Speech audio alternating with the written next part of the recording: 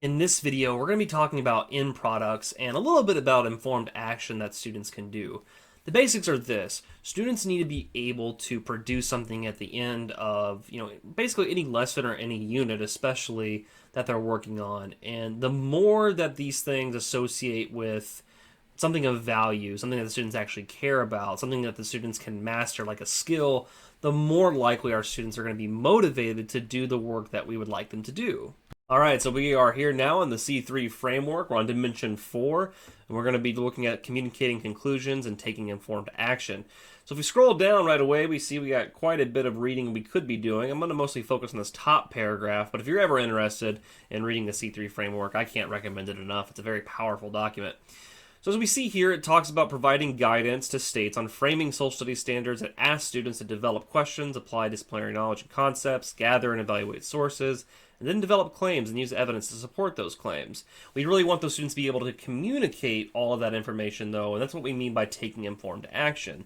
And like all the other dimensions, if we scroll down, we'll see that there are already a helpful amount of standards that give us an idea of what that looks like.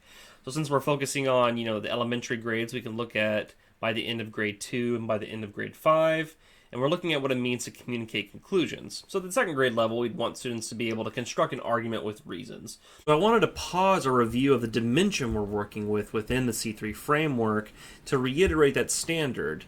We want students to be able to make arguments and develop their own reasons. And we, the DOE in South Dakota, we want to help teachers help students do that. That's why we have these workshops and these videos. So we're going to continue to look at the C3 framework with that in mind. The idea is to show the C3 framework so we can help teachers already do the things that they're doing, helping students be critical thinkers and develop reasons based off the curriculum we give them. And then after we're done reviewing the C3 framework, I'm going to give an example of how I use the standards in order to develop curriculum which would do just that, help those students make those arguments and support with reasons. If we scroll down, we see that there are more critiquing conclusions. So not only being able to present arguments, but actually look at arguments and be able to critique them. We just want young students in the second grade level to ask and answer questions about arguments. That's it, Doesn't need to be anything that is specifically right or wrong. We just want them to have that ability to sit there, look at an argument, and ask questions about it. And that could be done orally or through written reflection. Again, by end of grade 5, we want them to be able to really start critiquing the argument. So actually start trying to poke holes in it, try to find out why it might be wrong, or even maybe why it might be right. But having that as a basis for those students would be really important. Then finally, taking informed action is really what I'm going to focus on later when we get into our lesson plan. I think taking informed action is extremely powerful for all students. We want them to do something with the knowledge that we give them. We do not want them just to take some kind of, end of unit or end of week quiz or test and then move on from the knowledge. Like, we still want to make sure that they understand certain concepts, and we want them to have, vocabulary skills, and we want them to have content, but that's not the only thing we should be doing. We should be making sure that they are taking informed action with the information that we've given them. And we have some examples right here that you can read. I believe that is it for this one. Yes, so that is the last standard for C3 framework when it comes to that. And so what we're going to do again is I'm going to take some of these standards, and I'm going to take them into our lesson plan, and we're going to use those in order to really help us figure out what students should be doing while they're taking informed action. So in our last video, I talked about finding standards that we could actually be using for our lesson, and I mentioned a little bit on how we could, either pick standards first or our topic first. And in this case, I had the topic already in mind. I really wanted to focus on the 1918 influenza pandemic because I thought it'd be a really good lesson to discuss with students since we just went through the COVID-19 pandemic. So if we look down here, where I'm circling with my mouse, we see we have my title, but we also have the state standards for social studies.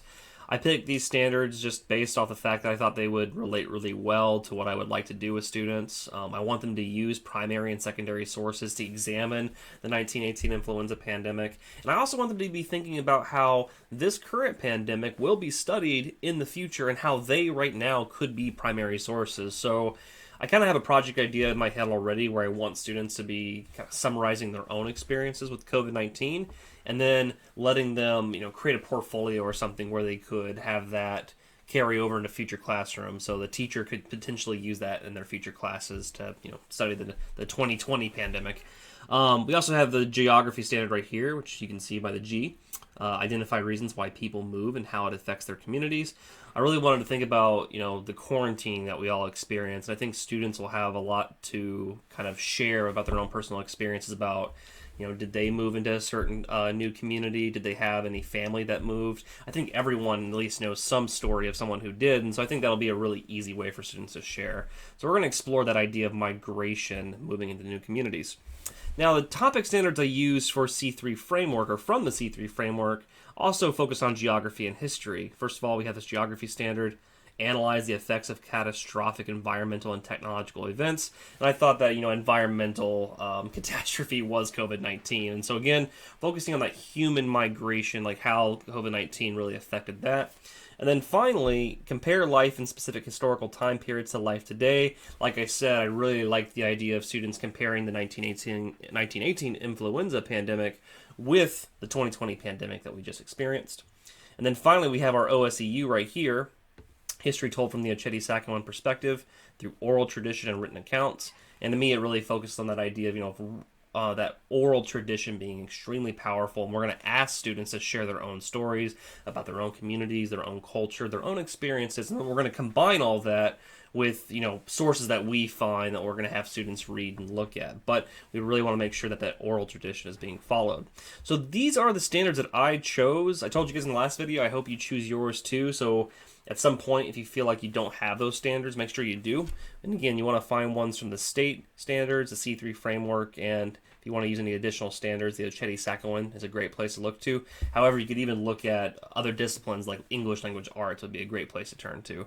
We're going to ignore the compelling question for now. In fact, we're going to go ahead and head over to a new document where we're really going to explore taking informed action using the standards that we've chosen. And actually, I decided before we move on to the lesson plan where I'm going to show you how to use standards to create a taking informed action, I wanted to show you the resources that already exist. And so we're back here at the South Dakota Department of Education. We're looking at those unpacked standards that teachers created last year. So we're going to go ahead and click in here to the third grade. We're going to zoom in.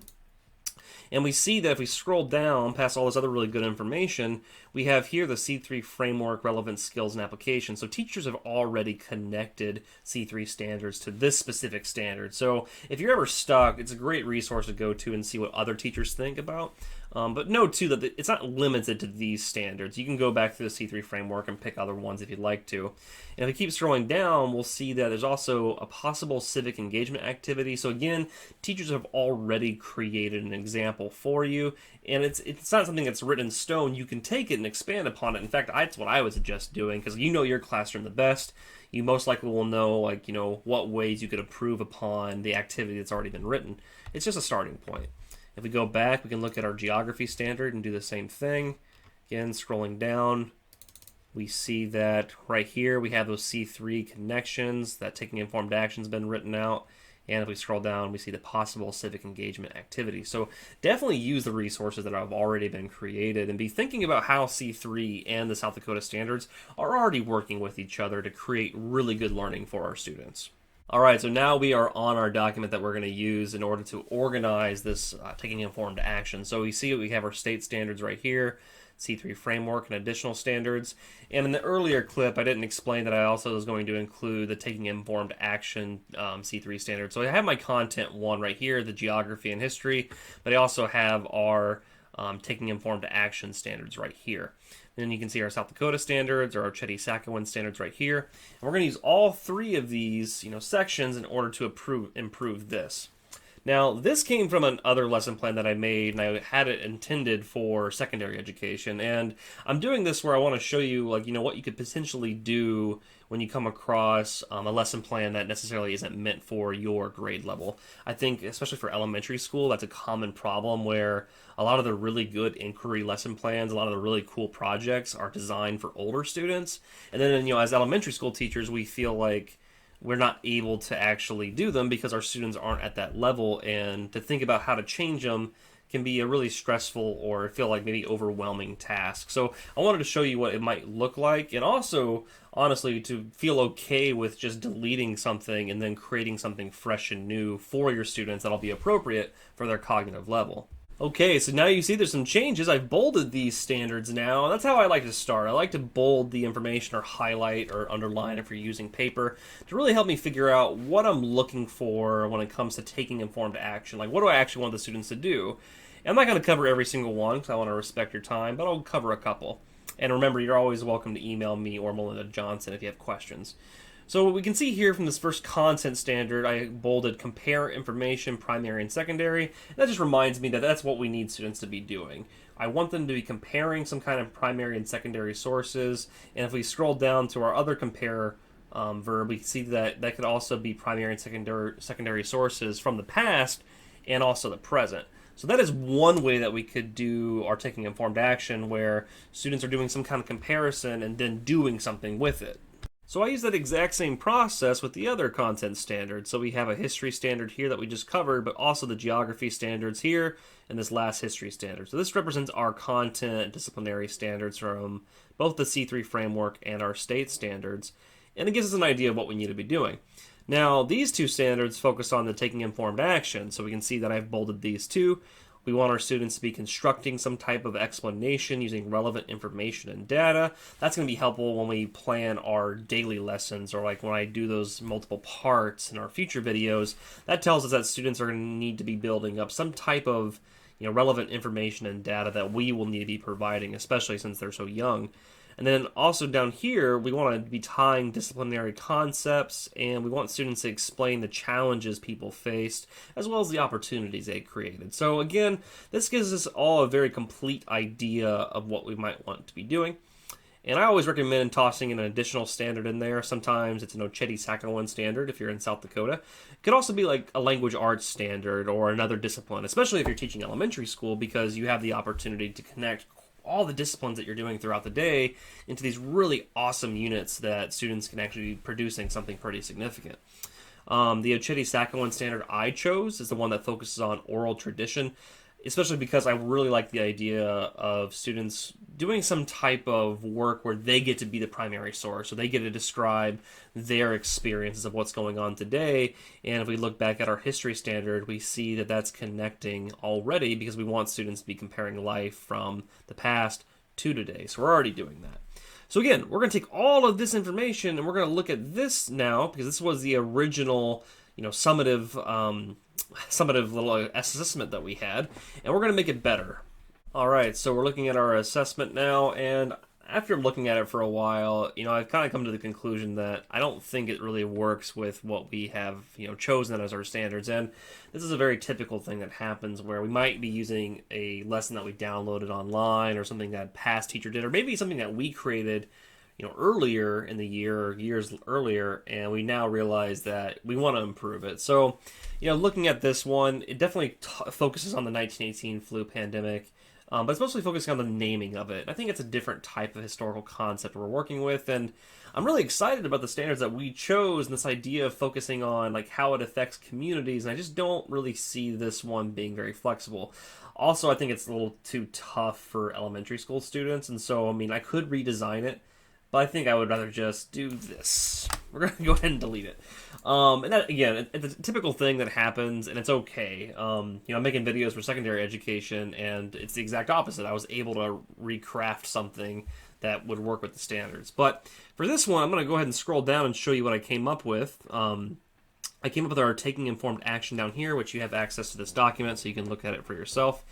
And you see I even color-coded it based off these three standards. So if we look at these three standards here, that's how I color-coded it to show you where I'm hitting the standard.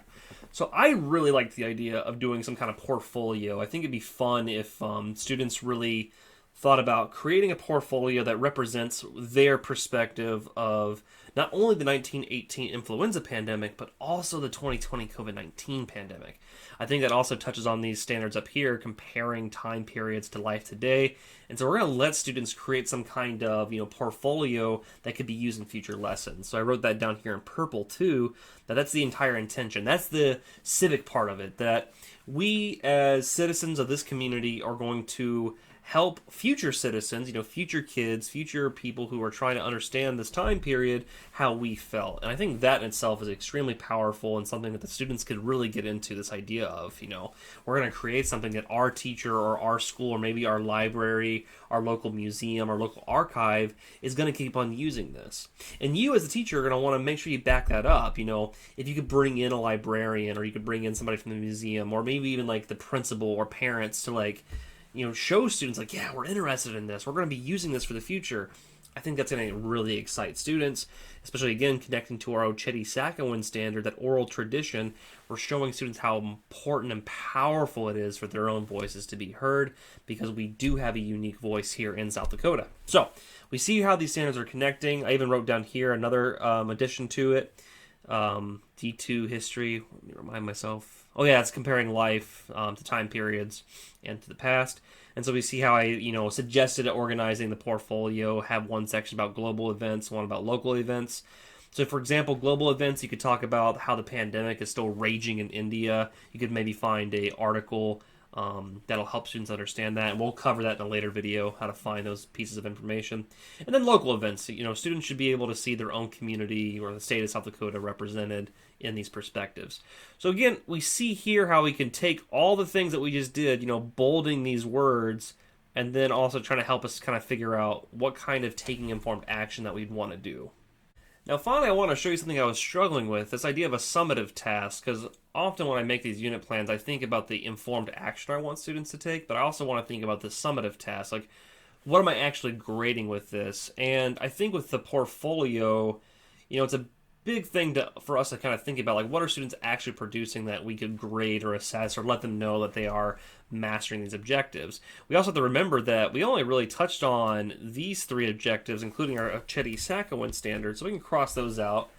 But we still have these three to really focus on. So we still need students to be examining primary and secondary sources. We still want them to identify reasons and think about how things affect their community. And we also want to be thinking about, how are students going to analyze COVID-19 and the influenza pandemic in 1918 and how it affects migration. And I think for right now, we're in a place where we can't really do that quite yet without thinking about our daily schedule. And you'll see this a lot of times too with unit planning, where sometimes it almost seems like we have these distinct steps that we have to take. It's hard to move forward without them, but in reality, I think it's the opposite. I think we can only get so far with certain steps, then we need to go on to the next thing, and then we can revisit. So, throughout these videos, you might see me make changes just because I'm going through this process with you. And so for a summative task, I don't really have a good answer right now. The only thing I can really think of is saying something like, students will, need to spell it right, students will need to create 5 entries for the portfolio. And that's going to need to be expanded. What are these 5 entries? How are we grading them? And I think what I'll do is in the next videos, when I'm really talking about breaking up the lesson into different parts, that's where these 3 standards are really going to shine. They're going to help me kind of organize that daily stuff. And the nice thing is that taking informed action is going to connect to these 3 things, because students are going to be building up, their knowledge base by creating those 5 entries and then dumping them into this, kind of final portfolio that then can be shared with their class, other classes, their parents, the community. So I think it's how I'm going to do things. It just makes more sense in my mind to do it that way, which means that we're actually finished, and so we're going to go ahead and wrap up. Alright, so that was our time together talking about end products, and as I feared, I only had time to do one where I really dug into and explained how I went through going through all those standards and actually applying them to the summative assessment. Now, you might have seen things that you would have liked to change, and that's awesome. I would love it if you brought those things up at the workshop or even emailed me about those differences that you found. And at the workshop, I really do hope that you bring materials that are in product. So bring summative assessments, bring projects, bring things that you really want students to be able to do and master, and we can practice. We'll workshop together. We can sit together along with a couple other South Dakota teachers who are going to help out, and we'll really look at what it means to take these things, these standards, and make our end products better, which in the end will help our students have a much better experience in our classroom. All right, so that is all for me today. Next time, we're going to be talking about compelling questions and how to build those and supporting questions too. So, same kind of practice. We'll be using the standards in order to build those up and just kind of make those connections that are really important. So, very excited to see you next time. Please email me if you need anything, and I look forward to seeing many of you at the workshops that are coming up in April. Take care.